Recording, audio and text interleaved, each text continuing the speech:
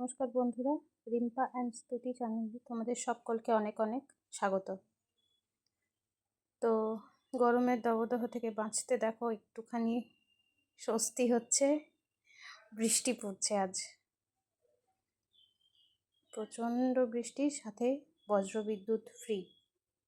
এত হারে বজ্রবিদ্যুৎ হচ্ছে, গত 2 বছর ধরে বৃষ্টি হলে বৃষ্টির থেকেও বেশি যেন বজ্রবিদ্যুৎ। বৃষ্টি থেমে যাওয়ার পরেও বজ্রবিদ্যুৎ আর থামে না। তো দেখছো লুচি বেলছি। লুচি খুব একটা গোল বেলতে পারি না, তবে ফোলে। লুচি তো ফোলা নিয়ে কথা বলো। তো ওই আর কি, লুচি সবসময় শাশুড়ি মাই বেলে দেয়, কিন্তু ছেলেকে মায়ের কাছে দিয়ে রেখে কাজগুলো করছিলাম বলে, ছেলে যেহেতু জেগেছিল তখন, তাই একা একাই করছি। তো এগুলো করে রাখছি শাশুড়ি মায়ের জন্য। তো এই 4 দিন শাশুড়ি মা নুন ছাড়া খাবার খান, আর ঠান্ডা খেতে হয় যেহেতু, ওই জন্য বানিয়ে রাখছি। তো সেই মতন ময়দাতে ময়ন দিয়ে শুধু না দিয়ে মেখে নিয়েছিলাম একটু শক্ত করে, তারপরে বেলে নিয়েছিলাম। তো প্রত্যেকটা লুচি ফুলেছিল, সেই নিয়ে আমি খুব খুশি হয়েছিলাম। লুচি না ফুললে তো ধরো ভালো থাকবে না, একটু হয়ে যাবে, মায়ের খেতে অসুবিধা হবে। তো বেশ ফুললে পরে নরম নরম হয় লুচিগুলো। দেখো কি সুন্দর ফুলছে, মোটামুটি গোল হয়েছিল, আগে যেমন একদমই হতো না। তো যাই হোক, এই লুচি আর বানিয়েছিলাম সুজি। দেখো সমস্ত লুচি ছাড়া হয়ে গেছে, আর শুনতে পাচ্ছ নিশ্চয়ই। দেখো নদীতে তৈরি বানাচ্ছে, পরিমাণ বছর সমানে বৃষ্টি। তো দেখ কিছুটা স্বস্তি মিলেছে।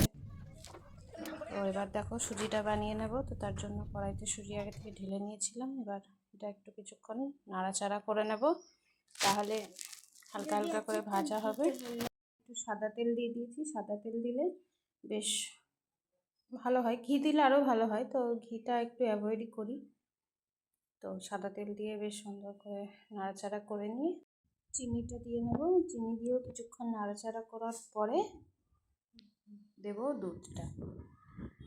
দুধটা একটু বেশি করেই দিতে হবে, কারণ সুজিটা ফুলে যাবে, সেদ্ধও হবে।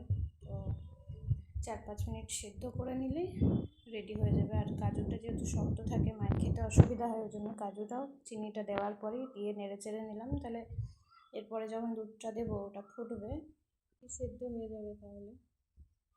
আর যাতে করে কোনো লাম্পস না থাকে, ওই জন্য যখন দুধটা ঢালা হবে কন্টিনিউ কিন্তু নেড়ে যেতে হবে, তা না হলে যদি ওই ডালা পাকিয়ে যায় তো ওটা ভালো লাগে না, ওটা ছাড়তে চায় না। তো দেখো দুধটা দিয়ে নিলাম সমানে নেড়ে, যাতে কোথাও ডলা পাকিয়ে না যায়। তো তারপরে ঢাকা দিয়ে দেবো। এতে তেমন আর বেশি কিছু লাগে না, কোনো এফোর্ট লাগে না। এটা এবার সেদ্ধ হবে কম আঁচে। তো দেখো সেদ্ধ হয়ে এসছে মোটামুটি, একটু তার মাঝে একবার নাড়িয়ে দিয়েছি, তা না হলে জমে যাবে। তো দেখো একটু টান টান করবো যাতে পিস করা যায় ভালোভাবে, একটু টান টান করে নিয়েছিলাম ওই কারণে।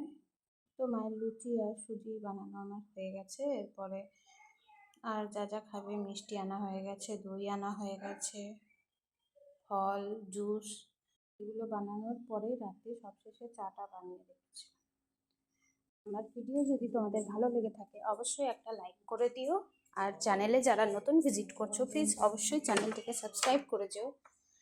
তো আজকে আসি, টাটা।